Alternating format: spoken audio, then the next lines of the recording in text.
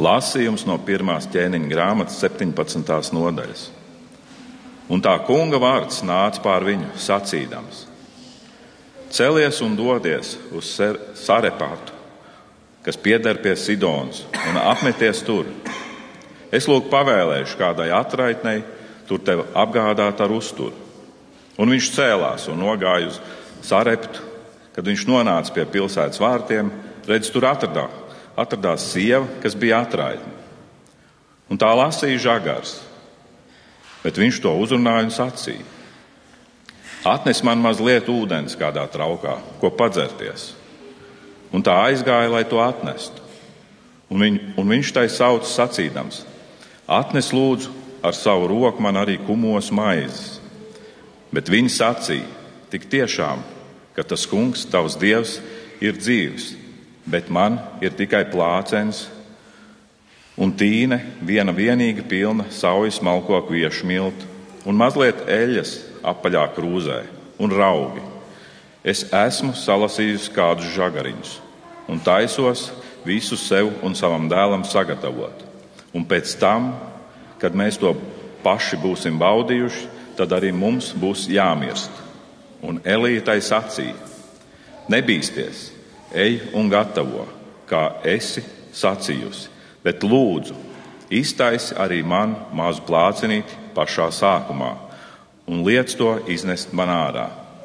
Bet savām un savu dēlu vajadzībām sagatavo vēlāk, jo tā ir sacījis tas kungs, Izraēla dievs. Milti tīnē neizsīks un eļas apaļā krūzē nepietrūks līdz tai dienai, kurā tas kungs atkal dos lietu virs zemes. Un viņa aizgāja un arī izpildīja, kā Ēlijs to bija sacījis. Un viņa ēda, tāpat arī viņš, un tāpat viņas nams labu laiku. Bet milti tīnē neizsīk, un eļas apaļā krūzē nepietrūk. Pēc tā kunga vārda, ko viņš caur Ēliju bija runājis. Tā kunga vārds. Pateicība Dievam.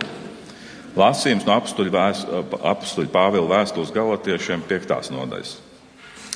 Bet es saku, staigājiet garā, tad jūsu miesas kārību savaldīsit, jo miesas tieksme ir pret garu, bet gara tieksme ir pret miesu, jo šie divi viens otram stāv pretī, ka jūs nedarāt to, ko gribat. Bet ja gars jūs vada, tad jūs vairs neesat padots bauslībai. Bet zināmi ir miesas darbi.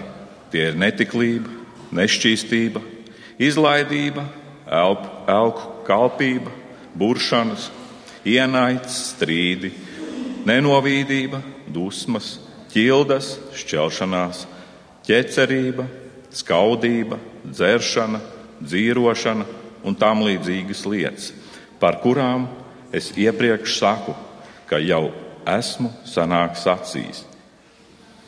Tie, kas tādas lietas dara, nemantos Dieva valstību. Bet gara auglis ir mīlestība, prieks, miers, pacietība, laipnība, labprātība, uzticamība, lēnprātība, atturība. Pret tādām lietām nav bauslības. Bet tie, kas Kristum pieder, ir savu miesu krustā situši līdz ar kaislībām un iekārošanām. Tā kunga vārds. Pateicība Dievam. Lasījums no mūsu kunga Jēzus Kristus evaņģēlija, ko uzrakstījis svētais Matejs 6. nodaļā. Neviens nevar kalpot diviem kungiem. Vai nu vienu tas ienīdīs un otru mīlēs, vai arī vienam izdabās un otru nicinās. Jūs nevarat kalpot Dievam un mamonam. Tādēļ es jums saku, nezūdieties savas dzīvības dēļ, ko ēdīsit un ko dzersit, nec savas miesas dēļ, ko vilksit mugurā. Vai tad dzīvība nav vērtīgāka kā barība un miesa kā drēbes? Pavērojiet putnus debesīs. Ne tie sēj, ne pļauj, ne savāc ražu šķūņos, jūsu debesu tēvs tos baro. Vai jūs nesat daudz vairāk vērti kā viņi? Kurš no jums ar savu zūdīšanos var pagarināt savu mūžu kaut vai par olekti? Kādēļ jūs zūdaties par savu apģērbu? Mācieties no lilijām pļavā, kā tās aug, ne tās nopūlas, ne vērpji, bet es jums saku, Pats Sālamans visā savā godībā nebija tā tērpies kā viena no tām. Ja nu Dievs pļavas zāli, kas šodien ir, bet rīt tiek iemesta krāsnī, tā ģērbi, cik gan daudz vairāk jūs masticīgie. Tādēļ nezūdaties, sacīdami, ko ēdīsim, ko dzersim, ko vilksim mugurā, jo pēc visa tā pagāni dzenas. Jūsu debesu Tēvs zina, ka jums visa tā vajag. Meklējiet vispirms Dieva valstību un viņa taisnību, tad jums viss pārējais tiks iedots. Nezūdieties par rītdienu, jo rītdiena pati par sevi parūpēsies. Katrai dienai pietiek savu bēdu. Tā kunga evaņģēlijs. Slavu Tev, Kristu. Mēs slavējam Tev, kungs, par Tavu evaņģēliju, par Tavu evaņģēliju vārdu, kas iedrošina, kas piepilda sirdis ar prieku, kas varbūt arī vienā brīdī nopeļ, bet uz svētību. Mēs lūdzam, ka Tu nāc ar savu svēto garu, ka Tu pieskaries mūsu sirdīm, izgaismo šo Tevis dzirdēto vārdu Tavā patiesībā, jo Tavi vārdi ir patiesība. Āmen. Lūdzu, sēdiet.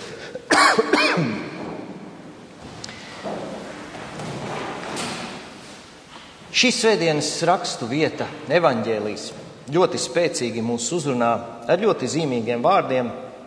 Pagara rakstvieta. Jēzus saka, neviens nevar kalpot diviem kungiem. Vai nu vienu tas ienīdīs, otru mīlēs, vai arī vienam izdabās un otru nicinās. Jūs nevarat kalpot Dievam un mamonam, jeb mantai. Šie nav vien tādi virspusīgi vārdi no sērijas, ka būt mantkārīgam ir slikti. Bet šie ir ļoti dziļi vārdi, kas iet pāri laikiem, un katros laikos šie vārdi ir kristiešus dziļi uzrunājuši un stiprinājuši arī. Jēzus zina, kas ir cilvēka lielākie apdraudējumi. Manta ir viena no tām visbīstamākajām, jeb mantkārība, kura ātri var kļūt par elku. Tajā ir tā bīstamība, bet elks ir tas, kas stājas Kristus vietā. Starp citu, vārds antikrists, tas vien nenozīmē, kas ir kaut kas pret Kristu, bet antikrists nozīmē arī kaut kas, kas ir Kristus vietā. Un apustulis Jānis par to runā 1. Jāņa 2.18. Divas rakstvietas jums nolasīšu, kur viņš saka 18. pantā, bērniņi ir pēdējā stunda, un jūs esat dzirdējuši, ka nāk antikrists. Jau tagad ir cēlušies daudzi antikristi, no tā mēs zinām, ka ir pēdējā stunda. Un 1. Jāņa vēstule 4.2-3. Tā pazīsiet Dieva garu. Katrs gars, kas apliecina Jēzu miesā nākušu, ir no Dieva, un katrs gars, kas neapliecina Jēzu, nav no Dieva, bet tas ir antikrista gars, par ko jūs esat dzirdējuši, ka tas nāks, un tas jau tagad ir pasaulē. Šie vārdi arī mums liek ļoti sarosīties. Ja mēs paskatāmies šodienas pasaulē, īstenībā ir ļoti maz kaut kas tāds pasaulē, kas apliecina Jēzu Kristu miesā nākušu. Un tā, kad mēs kaut ko ieraugam tādu, mēs priecājamies. Viss pārējais ir vai nu pret Kristu, vai arī grib ieņemt Kristus vietu. Un tā ir kino industrija, šovbizness, kas Kristu stumj ārā. To ir izdarījusi arī zinātne laika gaitā, medicīna, izglītība, politika. Un šīs nozares šodien nav vien izstūmušas Kristu, bet sāk jau agresīvi vērsties pret Kristu un mēģina tur būt Kristus vietā. Ir bijuši, protams, laikmeti, kad valdīja ļoti antikristīgas valdības un kristieši ir bijuši vajāti.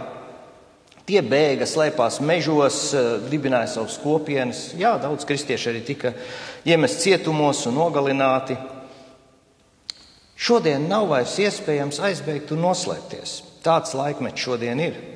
Es zinu, ka Anglijā kāds aizbēg vai slēpjas no policijas, kad viņi paceļ augšā helikopteru, nav iespējams noslēpties. Vienīgi, ka pūlī ieiet iekšā, un arī ir tāds izsekošanas ierīces, ka momentā viņi notver. Ja valdība šodien agresīvi vērstos pret kristiešiem, tad nebūtu iespējams aizbēgt un noslēpties.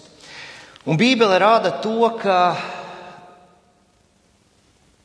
tad nevien antikrista gars varētu pārņemt šos valdošos slāņus, bet atklāsmes grāmata rāda, ka pats antikrists nāks pie varas.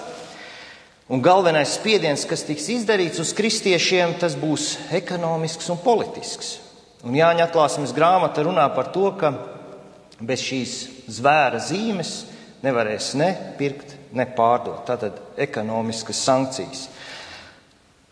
Cilvēki, kuri no šīs zīmes atteiksies, jeb kuri nevēlēsies piederēt šai valsts sistēmai, un šī valsts sistēma ir tas zvērs, ko, es nezinu, varbūt viņi tā arī nosauks, tad tie, kuri nevēlēsies šo zīmi pieņemt, tie tiks no šīs ekonomiskās zonas izslēgti.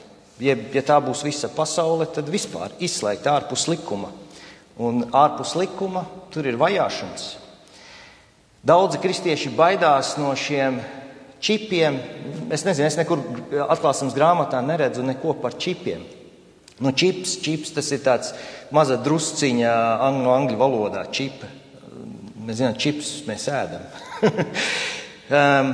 Baidās no implantiem, jo Jāņa atklāsmes grāmata runā par šo zvēra zīmi, ko, ja cilvēks pieņems, tad viņš nevarēs atgriezties pie Dieva un tapt glābts. Kas tad ir šī zvēra zīme? Es nevaru pateikt, kādā formā tā tiks realizēta, bet tas, ko es varu pateikt, ka šī zvēra zīme dos piekļuvi šai antikrista ekonomikai, ko viņš realizēs. Bet šīs zīmes, kas tiks, tā būs tāda piederības zīme, bez kā nevarēs piedalīties šajā ekonomikā, ne pirkt, ne pārdot tātad. Un mēs varētu iztēloties kaut vai šodien, kas notiktu, ja cilvēki vienkārši izmestu ārpus ekonomikas. Mēs zinām, ka šodien ir ļoti populāra cancel kultūra, varbūt esat dzirdējuši, ka tā mēdz kaut kur parādīties, un arī Latvijā ik pa laikam kaut kas tāds uzplaiksnī. Ja kāds nerunā to, ko valdošā ideoloģija vēlas, tad šāds cilvēks tiek kancelēts. No angļu valodas vārds cancel nozīmē atcelt. Šis cilvēks tiek atcelts. Jeb ar šo cilvēku vairs neviens nevēlas sadarboties. Lai kāds varbūt varonis šis cilvēks nebūtu bijis iepriekš, viņš ļoti strauji dabū savu reputāciju ar mīnuszīmi. Tā, es esmu pārlecis pa vienu. Te ir Kanādas smago mašīnu šoferi. Jūs varbūt dzirdējat kaut kur ziņās, ka pandēmijas laikā viņi protestēja pret valdības patvaļu, un kas notika? Viņu bankas konti tika nobloķēti. Bija kādi cilvēki, kas viņiem veda ēst un dzert, arī viņu bankas konti tika nobloķēti. Gribu parādīt jums vēl vienu vīru. Tas ir Jordans Petersons. Mēs ar Raimondu un Aiju, es neatceros vairs datumu, septembrī.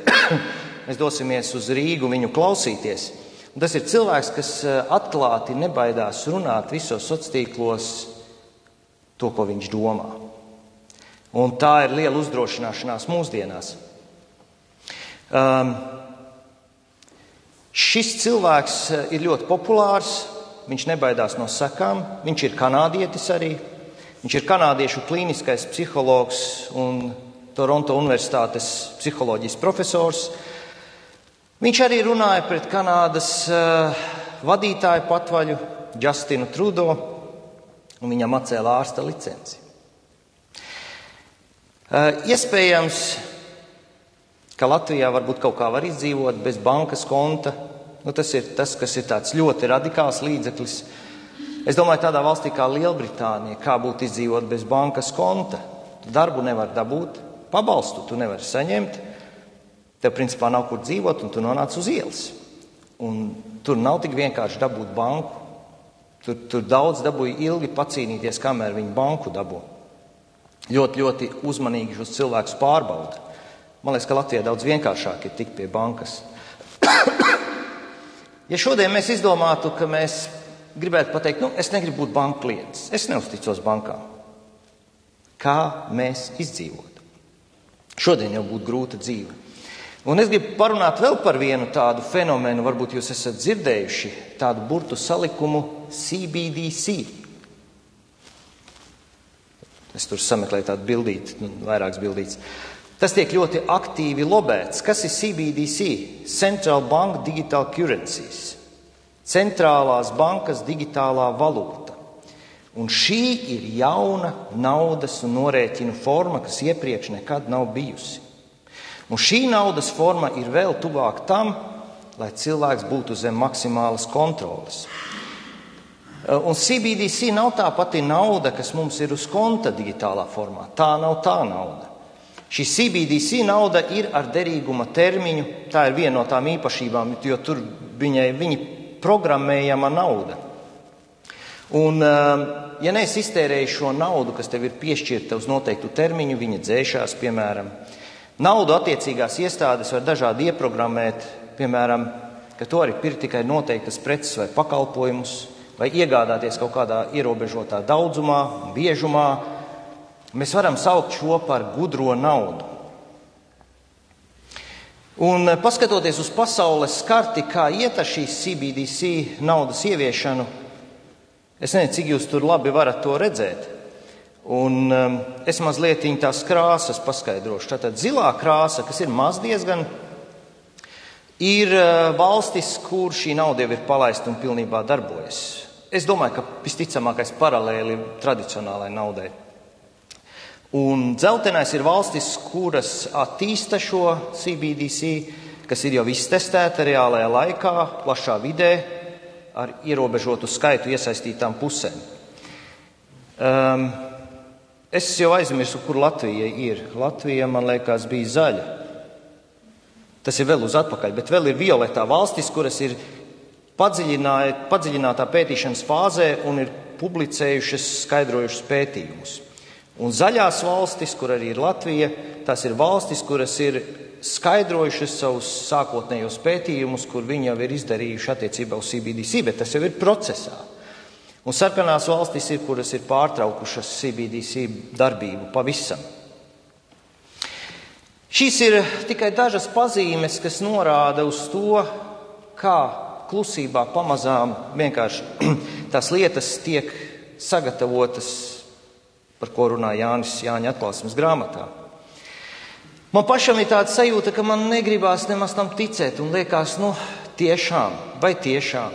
Un daudz tās pazīmes ir, man pietrūkt laika par to visu runāt. Es nevēlos nevienu nobiedēt vai iebiedēt, bet to gan es vēlos pateikt, ko mums visu laiku Jēzus saka. Esiet modri, neļaujiet sevi pievilt. Mūsdienās ir arī, piemēram, tādas hologramu tehnoloģijas, ar kurām var projicēt, piemēram, debesīs objektus, kas izskatās kā reāli. Un šīs tehnoloģijas jau ir sen, vienkārši šodien jau viņas ir tik ļoti attīstītas, ka, ja teiksim, paziņot vienā dienā televīzijā, ka ir citplanētieši atnākuši un mūs apciemojuši, un jūs redzētu pie debesīm kosmosa kuģi, es teiktu, ka esiet ļoti skeptiski. Un Jēzus jau arī saka, ja saka, Jēzus ir tur, tūkstnesī, neticiet, neļaujiet sevi pievilt. Mūsdienās var izsaukt ar tehnoloģijām zibeļus, nokrišņus, zemestrīces. Mums varbūt saka, globālā sasilšana, redziet, kādas dabas kataklizmas, un tagad mēs varam ieviest kaut ko. Tas viss nāk, un mēs nedrīkstam dzīvot garīgi atslābuši, it kā tā visa nebūtu. Jūs droši vien tad man jautāsiet, bet ko tad mums darīt? Tas ir biedējoši. Kā mēs dzīvosim, ko ēdīsim, ko dzersim, ko vilksim mugurā? Jēzus jau zināja, ka mēs to jautāsim, un viņš arī mums atbild. Es izlasīšu vēl vienreiz visu evaņģēlija lasījumu, un tad klausieties uzmanīgi. Tādā kontekstā neviens nevar kalpot diviem kungiem. Vai nu vienu tas ienīdīs, otru mīlēs, vai arī vienam izdabās un otru nicinās. Jūs nevarat kalpot dievam un mamonam. Tādēļ es jums saku, nezūdieties savas dzīvības dēļ, ko ēdīsit un ko dzersit, nec savas miesas dēļ, ko vilksit mugurā. Vai tad dzīvība nav vērtāka kā barība un miesa kā drēbes?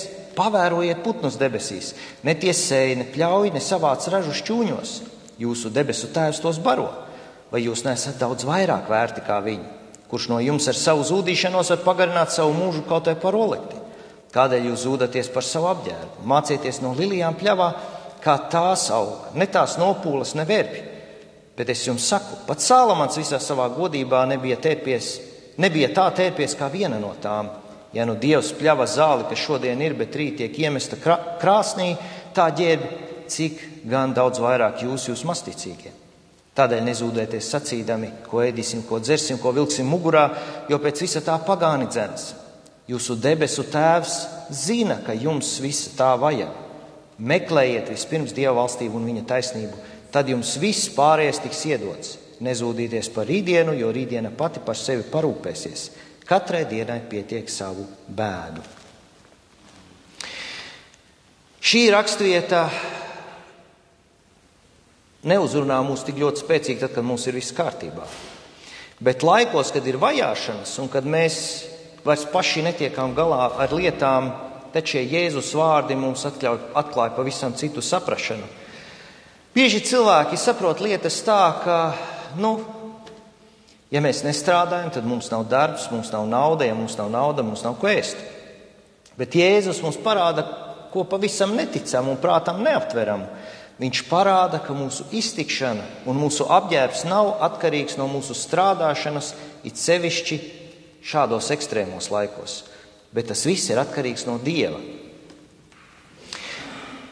Smagi ir to teikt, bet daudziem cilvēkiem būs grūti atteikties no šī zvēra un no tā, ko tas piedāvā. Un tas nebūs vien palikt ekonomikā un saņemt valsts pabalstu, bet tas nozīmē ņemt dalību zvēra tumsas darbos, nest uz rokas vai pierist tā piederības zīmi, kā tādu ēnu vai tādu līdzību mēs varam salīdzināt to ar Hitlera režīmu, kur pieņemot to un sadarbojoties mierīgi dzīvojošiem vīriem, kas bija ģimenes cilvēki, bija jāņem dalība visos šajos demoniski pastrādātajos noziegumos. Mēs nedrīkstam savu atkarību balstīt naudā, iztikā un arī pat ne drošībā. Bet mums tas viss ir jābalsta Dievā, kas visu mums nodrošina. Un šie ekstrēmie apstākļi tie mūs ļoti pārbauda. Savukārt zūdīšanās, tā ir pazīme, ka mēs neesam gatavi uzticēties Dievam. Zūdīšanās īstenībā ir pazīme neticībai. Tam, ka Dievs par mums varētu rūpēties. Un nejaucam, zūdīšanās nav, ka mēs padalāmies ar brāļiem, māsām ar savām problēmām un pakratām sirdi. Nē. Zūdīšanās nav, kad mēs lūdzam pēc palīdzības vai aizlūgšanām, bet zūdīšanās ir neapmierinātība, kur galu rezultātā tā vēršas pret Dievu un kas pasaka, tu Dievs esi pie tā viss vainīgs. Mēs esam neapmierināti. Vai mēs spējam noticēt tam, ka Dievs mūs var pārdabiski nodrošināt? Īstenībā viņš jau to dara tagad, mēs tikai varbūt tā švaki to ieraugām. Un, ja mēs to neieraugām, mēs nepateicamies. Bieži jau ir tā sajūta, ka es jau pats kaut kā tieku ar sevi galā. Es tieku galā, man ir kaut kāda gudrība, spēks, izveicība, kaut kā jau es izdzīvoju. Es nopelnu savu iztiku. Kāds tad tur Dievs? Es jau eju uz to darbu, es jau ieguldu tās stundas. Bet ja Dievs mums nedotu spējas, saprašanu, veselību, vai mēs ko spētu? Kādēļ mēs baidāmies Dievam pilnībā uzticēties? Jā, daudzas lietas izies no ierastā, izies no mūsu kontroles. Bet arī šodien tā ir ilūzija, ka mēs kaut ko kontrolējam. Un jo ātrāk mēs to sapratīsim, jo ātrāk mēs piedzīvosim brīnumaino Dieva darbību mūsu dzīvēs. Kristum Tēvs ir nodevis visu varu debesīs un virs zemes. Viņš ir tas, kas visu kontrolē. Viņš ir tas, kas valda pār visām kundzībām, varām un autoritātēm. Jēzus visu kontrolē. Mēs dzirdējām lasījumu, ko lasīja Ivars. Ja jūs ieklausieties ļoti, ļoti uzmanīgi, Dievs lika Ēliju pabarot sievietei, kura taisījās izvārīt pēdējo, kas viņai bija, un mirt bada nāvi. Mēs tad varam padomāt, ļoti, ļoti interesanti, kā tas notiek. Un tad tur ir teikts, ka tur milti neizsīka un krūkā vienmēr bija eļļas. Tas ir kaut kas apbrīnojams, kā Dievs var darboties. Jā, mēs domājam, tas nebija īsts brīnums, vai tas tā nenotika, vai tas tā nebija, vai Dievs to šodien tā nevar izdarīt. Mēs redzam, tur ir ceļiešanas telts un Izraēls, kas gāja 40 gadus pa tuksnesi, kā Dievs apgādāja savu tautu. Viņiem nebija laika stādīt, ievākt ražu, un jā, apkārt taču bija tuksnesis. Ko tu tur izdarīsi? Ko ēdīsim, ko dzersim, ko vilksim mugurā? Šādi jautājumi viņiem bija. Un ļoti daudz Mozu un viss savs džingstēja no viņu šo teicieniem. Mēs gribam atpakaļ uz Ēģipti pie tur gaļas podiem un kas tur bija viņiem vēl, tur visādi labumi. Viņi bija aizmirsuši, cik kādā verdzībā viņi paši bija tur iekšā. Ko darīja Dievs? Baroja tautu ar debesu mannu, kas krita no debesīm. Tie, kuri sarkastiski saka, ko tad lai es daru? Lūdzu tikai Dievu, un Dievs man to ēdienu no debesīm metīs. Nu jā, tā tas arī notiek, ka tas tā ir vajadzīgs. Varbūt Dievs tev iedod iespēju nopelnīt, tad, kad tas ir iespējams. Bet tad, kad tas vairs nav iespējams, viņš var arī tev mest no debesīm mannu. Dievs arī pat kurnētājiem Dievs iedeva gaļu, ka tie čīkstēja un kurnēja un bija neapmierināti ar Dievu, ka viņiem nav gaļa. Vēl viens brīnums, viņu drēbes nenodila. Viņu zandeles nesadila 40 gadus. Mozus tuksnesī ar zizli pāršķēla klinti un sāka tecēt ūdens, ko tautai dzert tuksnešu vidū. Ja Dievs šādas lietas darīja pie Izraēla tautas, vai viņš to pašu nedarīs saviem bērniem, kuri atteiksies piedalīties vēlna darbos, atteiksies piederēt vēlnišķīgai sistēmai, kura saukta par zvēru? Jēzus saka, jā, pagāni pēc tā visa dzenas, jo viņiem nav citas izējas, viņiem nav tāda Dieva, kas to visu spēj. Viņiem nav Dieva, kas to ir apsolījis par saviem bērniem brīnišķīgi gādāt. Tas, uz ko mūs mudina Jēzus, debesu Tēvs, zina, ka jums visa tā vajag. Meklējiet vispirms Dieva valstību un viņa taisnību, tad jums viss pārējais tiks iedots. Mums ir vajadzīgs fokus uz Jēzu. Turot fokusu uz Jēzu, dzenoties pēc viņa taisnības, meklējot viņa valstību, Dievs iedos mums visu, kas mums ir nepieciešams. Pasaule dzenas pēc pasaules lietām, pēc karjeras, pēc mantas, pēc statusa. Dieva bērni dzenas pēc debesu valstības un mīl Dieva taisnību. Mums ir saistošāks tas, ko saka Jēzus, nevis tas, ko pasaule par mums domā. Īstenībā šī vēsts ir saistoša kristiešiem jebkurā vietā un jebkurā laikā. Un it īpaši šis evaņģēlija lasījums mūs ļoti, ļoti stiprina, kad mēs esam pietuvojušies laiku beigām. Lai mēs neizbītos, lai mēs nekristu izmisumā, bet lai mēs priecātos, ka Dieva brīnumi ar lielāku spiedienu kļūst ar vien lielāki. Ar šo vēsti Jēzus kārtējo reizi apliecina, ka Dievs mūs ļoti mīl un augstu vērtē. Daudz augstāk par visu radību. Viņš par mums rūpēs bez robežām. Viņš bija ar mieru, Dievs bija ar mieru, ka viņa vienīgais dēls nāk uz šīs zemes, cieši tiek apsmiets un piesists krustā. Jēzus uzkrāva sev visus mūsu grēkus, lai mūs izglābtu. Un kā viņš tagad vienkārši mūs tā pametīs, lai mēs iznīkstam? Lai Dievs mūs turpina stiprināt, rūdīt, ka mēs spējam viņam uzticēties un ļaut, lai viņa brīnuma darbi caur mums notiek. Āmen.